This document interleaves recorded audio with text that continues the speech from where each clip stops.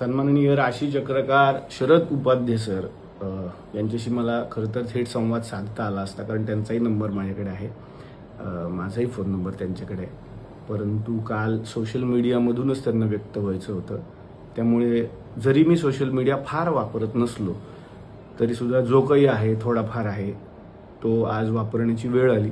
मला नेहमी वाटायचं की सोशल मीडियावर आपण फक्त मनोरंजनाचे व्हिडिओ पोस्ट करत जाऊयात, जेणेकरून आपलं जे काम आहे लोकांना हसवणं तेवढंच आपण करूयात. पण कधीतरी असाही एक व्हिडिओ इन्फॉर्मेटिव्ह किंवा जे काही खरं घडलं होतं त्याचा एखादा व्हिडिओ करावा लागेल असं खरं तर मला वाटलं नव्हतं. पण ठीक आहे, वेळ असते आणि त्यावेळी त्या गोष्टी कराव्या लागतात. सन्माननीय शरद उपाध्ये सर, तुमची आणि माझी 1 ते 2 वेळा भेट झाली होती. कशी तीही मी प्रेक्षकांना सांगणार आहे. तुम्ही माझ्यासाठी गुरुतुल्य आहात, होतात, पुढेही राहाल. परंतु काल सुरुवात जी तुमच्या पोस्टची आपण केलीत की डॉक्टर निलेश साबळे यांना झी मराठीनं डच्चू दिलं. मी खाली का बघतोय, मी मुद्दे काढून बोलतोय, उगाच वेग काहीतरी बोलत नाहीये म्हणून मी मुद्दे काढून बोलतोय. कारण उगाच माहिती न घेता एखादा पटकन व्हिडिओ बनवणं किंवा पटकन काहीतरी लिहिणं मला वाटतं ते जबाबदारीचं वाटत नाही माझ्यासारख्या माणसाला.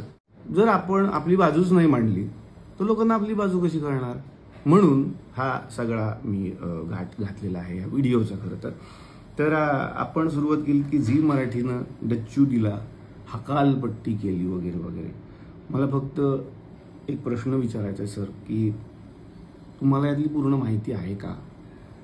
किंवा बाहेर सुद्धा मीडियामध्ये लिहिणाऱ्यांना काय ते लिहू शकतात.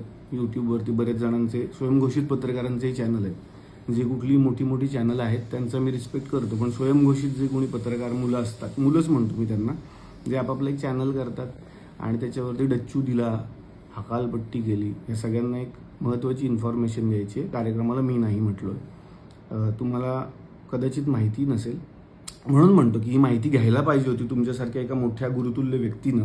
जेव्हा आपण एवढ्या मोठ्या सोशल मीडियाचा वापर करतो, सोशल मीडिया खूप मोठं नाव आहे, कारण तुम्हाला माझ्यापेक्षा जास्त लोक फॉलो करतात सर, आणि तुम्हाला मला तरी एक फॅन म्हणून फॉलो करतात, तुम्हाला गुरु म्हणून फॉलो करतात. त्यामुळे मला असं वाटतं की जबाबदारी खरं तर तुमची जास्त होती की आपण खरंच माहिती घेऊयात. झीमध्ये तुमच्याही ओळखी भरपूर आहेत. तुम्ही एक फोन करून विचारू शकला असतात की काय झालंय, निलेश साबळे या कार्यक्रमात का नाहीये.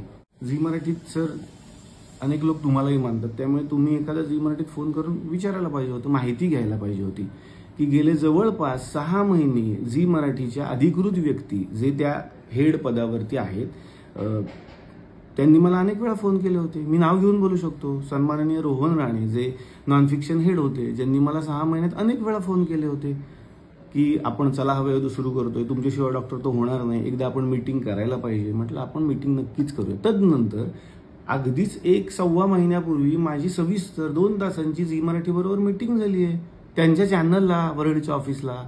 ज्यावेळेला त्यांनी मला सांगितलं होतं की आपण कार्यक्रम करतोय आणि कशा पद्धतीनं करता येईल याविषयी एकदा बोलूया. माझ्या काही अडचणी होत्या. मी जो एक सिनेमा करतोय त्यात मी सध्या अडकलोय, त्याचं शूटिंग अजून 1.5 महिना चालणार आहे. त्यामुळे त्या तारखा न जुळल्यामुळे आणि अनेक वेगवेगळी कारणं असल्यामुळे सध्या या कार्यक्रमातून माघार घ्यायची मी त्यांना रिक्वेस्ट केली की मला माघार घेऊ द्या.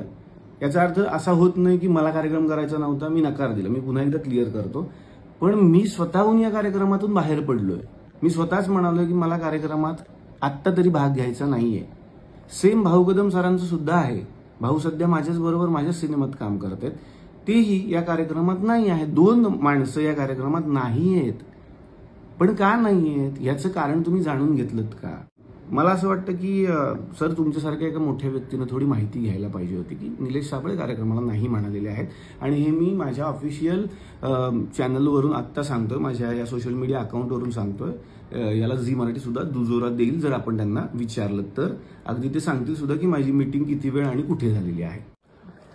मला त्यानंतर बोलायचंय, तुम्ही जे म्हणालात की निलेश साबळे यांच्या सेटवरती माझा अपमान झाला किंवा थेट आता तो मीच केलाय असं तुमचं म्हणणं आहे, म्हणून मला ते जरा सगळ्यांच्या समोर मांडायचं होतं की 2014 ते 2015च्या मध्ये हा एपिसोड शूट झालेला आहे, जेव्हा कार्यक्रम नवा होता. कार्यक्रमाच्या पहिल्या 50 भागांमधला हा भाग आहे. त्यामुळे ते जे वाक्य आहे की 10 वर्ष झाली डोक्यात हवा गेली होती, तर वाक्यात मग पुन्हा प्रॉब्लेम होतोय, कारण 50च एपिसोड झालेले आहेत आणि तुम्ही म्हणता तेव्हा ही घटना घडली आहे. तर तेव्हा हवा गेली होती कदाचित. मग 10 वर्ष झाल्यावर हवा डोक्यात गेली, ही वाक्यच वेगळी वेगळी वाटतात मला सरळ सरळ. पहिल्या 50 भागातच चला माझ्या डोक्यात हवा गेली असेल असं तुमचं म्हणणं आहे. पण मला एवढं सांगायचं की तुम्ही ज्या ज्या गोष्टींची माहिती सोशल मीडियातून समोर आणली ती म्हणजे मला सेटवरती बोलावलं, मला पाणीही विचारण्यात आलं नाही. मला सगळ्यांना सांगायचं की SL विजन नावाची खूप मोठी कंपनी, खूप नावाजलेली झी मराठीची कंपनी चला हवा येऊ द्याचा सगळा कारभार सांभाळते आणि त्यांनी उत्तम हा कारभार सांभाळलाय आजपर्यंत. कंपनीची किती माणसं काम करतात, जे जे लोक हवा येऊ द्याच्या शूटिंगला आलेत त्या सगळ्यांना माहिती आहे. चॅनलची माणसं आलेल्या कलाकारांना रिसीव्ह करण्यापासून त्यांच्या मेकअप रूम पर्यंत नेण्याचं कामही करत असतात. क्लासिक स्टुडिओ जो मीरा रोडला आहे त्या क्लासिक स्टुडिओला याचं चित्रीकरण झालं आणि क्लासिक स्टुडिओची सगळ्यात मोठी रूम ही शरद उपाध्ये सरांना देण्यात आलेली होती, जी AC रूम होती. मला जितकं माहिती आणि जितके कलाकार हवा येऊ देत आलेले आहेत त्या सगळ्यांना हे माहिती असावं की प्रत्येक मेकअप रूममध्ये ऑलरेडी पाण्याच्या बाटल्या ठेवलेल्या असतात. कारण आदल्या दिवशी त्याची रिहर्सल होते, म्हणजे आदल्या दिवशी त्याची मीटिंग होते की कोणाच्या रूममध्ये काय काय गोष्टी असायला पाहिजेत आणि त्या असायलाच पाहिजेत अशी ती स्ट्रिक्ट वॉर्निंग असते. याही व्यतिरिक्त तुमचं म्हणणं होतं की माझ्याशी निलेश साबळे बोललेच नाहीत. बरं, पाण्याचा मुद्दा आणखीन मला थोडा पुढे न्यावा असं वाटतोय. पाणी विचारलं नाही ही खरंच माझी जबाबदारी असेल का असं मला अजूनही प्रश्न पडलेला आहे. कारण मी स्टेजवरती होतो, तुम्हाला जसं आठवतंय मी रिहर्सल करत होतो आणि आपण सर आपल्या रूममध्ये होतात. माझी रिहर्सल उरकून मी प्रत्येक कलाकाराच्या रूममध्ये गेलो, त्यावेळी तुम्हाला पाणी नाही मिळालंय. ह्याला मी जबाबदार आहे का मला अजून कळत नाही. मी ब्लँक आहे गेले 3-4 तास की मी जर स्टेजवर आहे आणि सरांना खाली पाणी नाही मिळालंय, ज्याचा निर्माता मी नाहीच आहे, ज्याचा शोचा निर्माताच मी नाहीये. बरं, त्या निर्मिती संस्थेला मी दोष देतोय का तर नाही, त्यांची कामाची पद्धतही मी तुम्हाला सांगितली. तरीही पाणी न देणं हा अपमान मी कसा केला मला माहिती नाही. त्यानंतर दुसरा एक मुद्दा आहे, तुम्ही म्हणताय की स्टेजवरती जाताना निलेश साबळेंनी मला स्माईलही नाही दिली. हे एक वाक्य आपण धरूयात. आणि दुसरं वाक्य तुम्ही बोलताय की सगळ्या कलाकारांच्या रूममध्ये निलेश साबळे जात होते, त्यांच्याशी ते गप्पा मारत होते आणि शेवटी 4 वाजता माझ्याकडे आले. 4 वाजता मी तुमच्याकडे आलोय तुमच्या म्हणण्याप्रमाणे, म्हणजे तुमचा माझा काहीतरी तुमच्या रूममध्ये संवाद झालाय. जेवढं मला आठवतं, आणि हे काही उगाच मोठेपणा म्हणून मी सांगत नाही, अनेक कलाकारांना माहिती आहे माझ्यापेक्षा जेवढे लोक मोठे असतात त्या सगळ्यांच्या पाया पडूनच मी त्या रूममध्ये एंट्री करतो.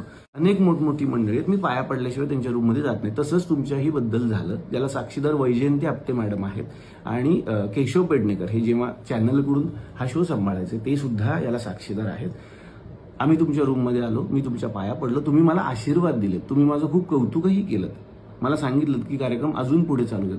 मग आपण संवाद साधला की आज अशा अशा पद्धतीनं हा एपिसोड होणार आहे, ही प्रहसनं आम्ही तुमच्यासमोर सादर करणार आहोत, अशा आपण गप्पा करणार आहोत. आता हा झाला एक मुद्दा 4 वाजताचा.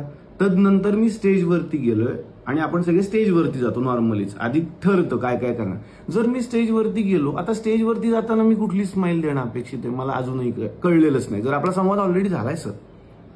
याच्याही पेक्षा वेगळी गोष्ट, आदल्याच दिवशी तुमचा, माझा आणि केशव पेडणेकर यांचा एक कॉल झाला होता सर. आदल्याच दिवशी रिहर्सल होती आमची, तुम्हाला आठवत असेल, संध्याकाळी 5 ते 6च्या मध्ये अर्ध्या तासाचा कॉल येतो, ज्याच्यामध्ये तुम्ही म्हणालात की मला जरा कलाकारांचे स्वभाव जाणून घ्यायचे आणि मी कलाकारांच्या राशी सांगणार आहे, त्याविषयी मी असं बोलणार आहे, तुम्हाला काही ऍड ऑन करायचंय का साबळे, तुम्ही मला एखादी गंमत सांगू शकता स्टेजवरती.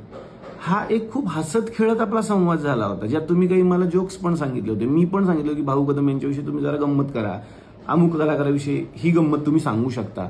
हा एक हसत खेळत संवाद आदल्या दिवशी 1 तासाचा झालाय की आपला, म्हणजे आपली अजिबातच ओळख नव्हती असंही नव्हतं आणि खरंच झालाय हा संवाद, तुम्हाला आठवतही असेल.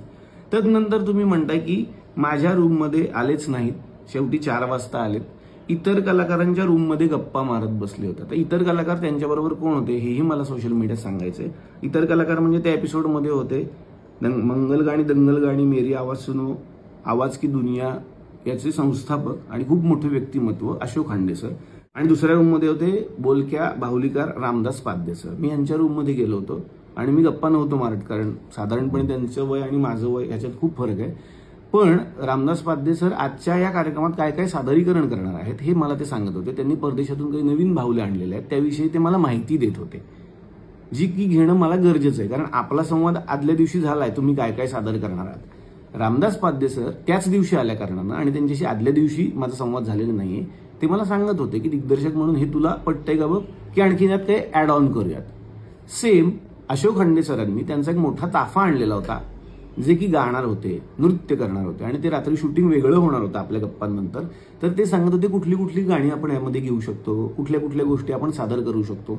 साधारणपणे सर, जेव्हा दिग्दर्शकीय धुरा सांभाळायची असते, प्रत्येकाला माझ्या पद्धतीनं वेळ देणं जेवढा शक्य होता, गरजेचा होता, तेवढा मी आतापर्यंत हवा येऊ दिलेला आहे.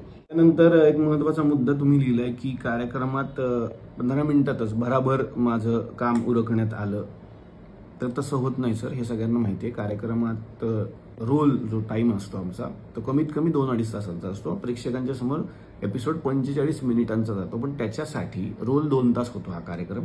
आणि अगदीच हे सिद्धच करायचं झालं तर झी मराठीशी तुम्ही संवाद साधू शकता की त्या दिवशी कार्यक्रम किती वेळ रोल झाला होता. 2 तास हा रोल होतो. आणि जे लोक कार्यक्रमात आलेले आहेत त्या सगळ्यांना माहिती, प्रेक्षक म्हणून जे लोक आले त्यांनाही माहिती आहे की कार्यक्रम किती वेळ रोल होतो. सर, प्रत्येक कलाकाराला आपापला मुद्दा मांडण्यासाठी आणि आपली कला सादर करण्यासाठी भरपूर वेळ कार्यक्रमात दिला जातो. त्यानंतरचा तुमचा असा मुद्दा आहे की तरी गप्पा जेव्हा सुरू झाल्या इतरच कलाकार जास्त बोलत होते, मला बोलायला मिळालं नाही. समजा इतर कलाकार कोण आहेत पुन्हा बघूयात. सन्माननीय अशोक खंडे सर, सन्माननीय रामदास पाध्ये सर. जेव्हा मी एखाद्या गुरुतुल्य व्यक्तीला प्रश्न विचारतो तेव्हा त्यांनी काय उत्तर द्यायची हे मी नाही ठरवू शकत सर. त्यांनी किती वेळ बोलायचं, त्याचा अनुभव त्यांनी किती वेळ सांगायचा, हे ती व्यक्ती ठरवते. ह्या दोन्ही व्यक्ती माझ्यासाठी जितके तुम्ही मोठे आहात तितक्याच याही 2 व्यक्ती माझ्यासाठी मोठ्या आहेत. तुम्ही कमी बोला सर, तुम्ही जास्त बोला सर, असं मी कसं करू शकतो? आणि यातून त्यांच्या जास्त बोलण्यातून तुमचा कसा अपमान होतोय मला अजून नाही कळलं. तर ही घटना 2014 ते 15च्या मधली हा एपिसोड. आणि त्यानंतर आता 2025 म्हणजे 10 वर्षांनंतर तुम्ही सोशल मीडियावर लोकांच्या समोर हा मुद्दा मांडलात. पण मला प्रेक्षकांना सांगायचं, यानंतर सुद्धा शरद उपाध्ये सर आणि माझी एक चांगली भेट झालेली आहे, ती आता मी तुमच्या समोर सांगतो. ज्येष्ठ अभिनेत्री निर्मितीताई सावंत यांच्या मुलाचं म्हणजे अभिनयचं लग्न होतं आणि त्या लग्नामध्ये आम्ही दोघे एकत्र भेटलो. सर, तुम्हाला आठवत असेल, एकाच टेबलवरती शरद उपाध्ये सर आणि मी, आपण दोघेच बसलो होतो. तुमच्या सुविद्य पत्नी होत्या आणि माझी बायको शेजारी बसली होती. आपण चौघं त्या टेबलवरती बसलो, बाकी कोणी नव्हतं. एक राऊंड टेबल होता आणि जवळपास 2 ते 2.5 तास आपण जेवण केलं, आपण सगळ्या गप्पा मारल्या. तुम्ही हवा येऊ द्याविषयी बोलत होतात, तुम्ही माझं कौतुक करत होतात, तुमचं भविष्य खूप चांगलं आहे याविषयी बोलत होतात, मीही तुमच्याशी संवाद साधत होतो. तदनंतर तुम्ही असं म्हणालात की निलेशजी, आपण एक फोटो घेऊयात. तुमच्या मोबाईलमध्ये आपला एक फोटो सुद्धा आहे आपल्या सगळ्या फॅमिलीचा. याला प्रूफ म्हणून अभिनयच्या लग्नातले जर फोटो मी मागवले तर आपल्याला तोही फोटो सापडेल, आपण एका टेबलवरती बसलेला. कारण बऱ्याच वेळेला फोटोग्राफी झाली. आणखीन प्रूफ म्हणून निर्मितीताई सावंत स्वतः त्या टेबलपर्यंत आल्या होत्या आणि त्यांनी विचारलं होतं तुमचं जेवण व्यवस्थित चाललंय का वगैरे वगैरे. मला असं वाटतं की ह्या सगळ्या गोष्टी ज्या घडून गेल्यात ह्या का आपण लोकांच्या समोर मांडायच्या, पण ती वेळ आता आली म्हणून मला त्या गोष्टी मांडायच्या होत्या. माझा प्रश्न एवढा, जर 2.5 तास आपण दोघे एकत्र संवाद साधत होतो 2017ला, तर तेव्हा तुम्ही हा मुद्दा का मांडला नाहीत की निलेशजी 2015च्या कार्यक्रमात मी तुमच्याकडे आलो होतो, अशा घटना घडल्या, मला तुमचा राग आलाय किंवा मला वाईट वाटलं, मी तुमची माफी मागितली असती त्या क्षणाला. माझं हेच म्हणणं आहे की याच्यासाठी सोशल मीडियावरच तुम्हाला यायचं होतं, म्हणून मीही सोशल मीडियातून व्यक्त झालेलो आहे.